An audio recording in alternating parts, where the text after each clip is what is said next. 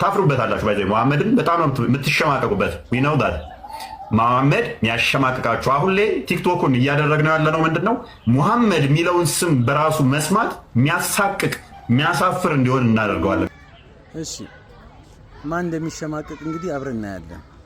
ምናልባት መሐመድ በሆንኩ ስሜ መሐመድ ተብዬ በተጠራው ብለህ የምትመኝበትን ጊዜ ቅርብ ይሆናል ብዬ አስባለሁ።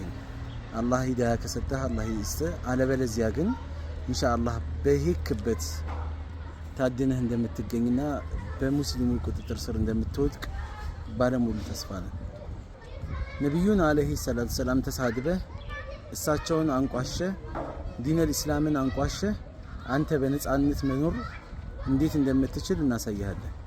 ኢንሻአላህ ባለህበት አካባቢ አንዴ ደብረ ዘይት፣ አንዴ ብርጭቆ፣ አንዴ የሆነ ቦታ እየተደበክና እየተሸማቀቅ ትኖራለህ። ኢንሻአላህ ነብዩን ተሳድበህ ነጻነት በፍጹም ልታገኝ እንደማትችል ሙስሊሞች ምን አይነት መሪዎች እንደሆኑ ሙስሊሞች ለነብያቸው ምን ያህል ቆራጥ እንደሆኑ ከህይወታቸው በላይ ነብያቸውን እንደሚወዱ በተግባር እናሳያለን። ባለህበት አካባቢ ላይ ኢንሻአላህ ትታደናለህ፣ ለህግ ትቀርባለህ።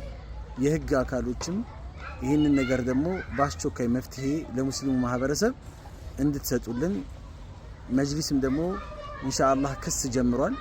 ክሱ ደግሞ በቅርቡ ኢንሻአላህ ተይዘህ በቁጥጥር ስር ገብተህ በህግ ስር ሆነ ክስን እንደምንከታተለውም ደግሞ ምንም ተስፋ የለንም።